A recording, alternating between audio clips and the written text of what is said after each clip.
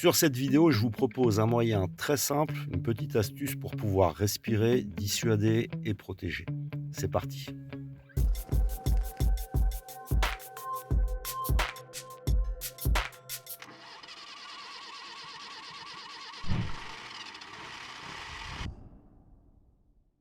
Sur nos véhicules, il est souvent possible soit de passer à l'avant, d'utiliser une issue latérale, voire une vitre que l'on peut casser pour évacuer. Dans mon cas, j'ai une cloison pleine, une demi-cloison et un passage.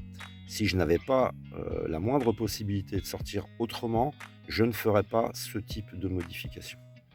Mes deux portes sont équipées de panneaux en bois et de volets coulissants, ce qui m'a permis de fixer dessus un petit câble, un mousqueton et puis un réceptacle que j'ai fabriqué à partir d'une rondelle et d'un morceau de ressort que j'ai soudé ensemble. Mais il est en vente dans le commerce.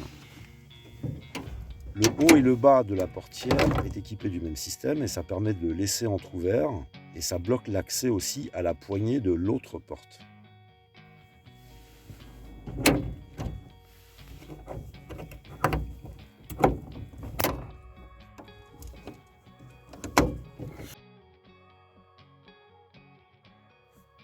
J'ai eu cette idée suite à des témoignages sur internet qui ont été déposés sur les transports, par exemple le ferry. J'ai l'intention de prendre le ferry. Donc je fixerai mes deux petites sécurités. En plus d'une alarme, je ferai une vidéo sur le sujet.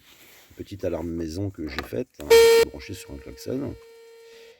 Et donc je verrouille, je sors par l'avant, je mets ma petite alarme et je vais pouvoir passer quelques heures sur le ferry un peu plus tranquille. Bien sûr, le système, il n'empêche pas d'accéder à l'intérieur. Ça permet de dissuader, par exemple, sur les ferries, c'est rare qu'il y ait des vols. Et quand il y en a, c'est souvent des salariés qui ont des petites astuces pour ouvrir. Après, si ça sonne ou si il faut casser, ils passeront souvent à autre chose. Ça peut être pour aller à la plage, par exemple. Vous allez à la plage, il y a souvent un long sentier. C'est sur les parkings des plages qu'il y a souvent des vols. C'est la nuit.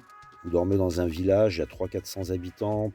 Au niveau probabilité, ça augmente.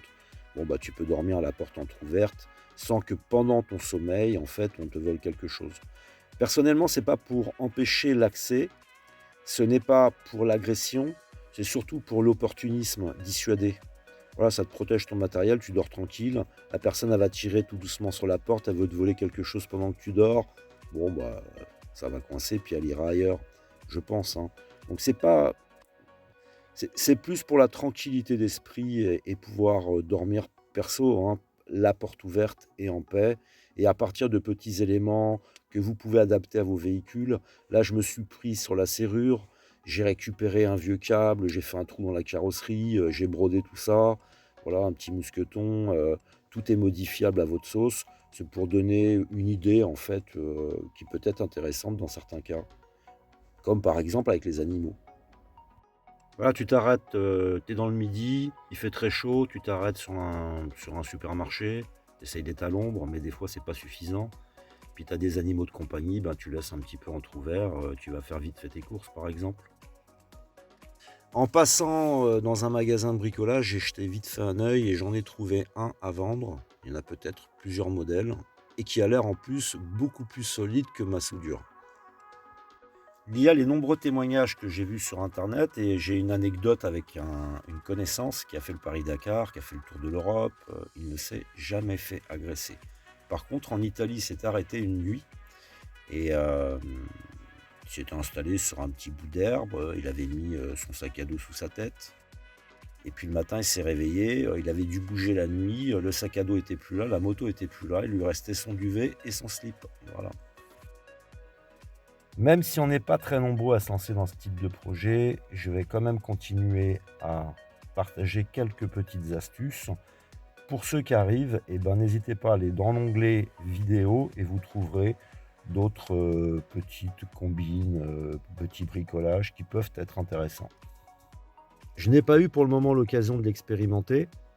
Je vais dans des endroits où je dors les portes grandes ouvertes, mais peut-être qu'un jour on pourra l'expérimenter pleinement avec quelqu'un qui essaierait d'ouvrir, ça pourrait être intéressant. Si ça arriverait, si tel est le cas, je vous ferai un petit retour. J'ai eu comme expérience pendant une petite dizaine d'années la chance, entre autres, de faire des plans de prévention pour protéger mes salariés et le public. J'ai fait ça dans le secteur du privé, dans le secteur du public. Tu vas essayer d'agir sur tous les domaines, rechercher des astuces. Tu joues sur la formation, la signalisation, la sensibilisation, tu vas jouer sur le matériel et tu vas essayer d'obtenir le plus de sécurité possible. La seule façon d'obtenir 100% de sécurité est de ne rien faire. La vie, elle est dangereuse. Alors je vous souhaite à toutes et à tous une vie pleine de rebondissements, pleine d'aventures et je vous dis à très bientôt.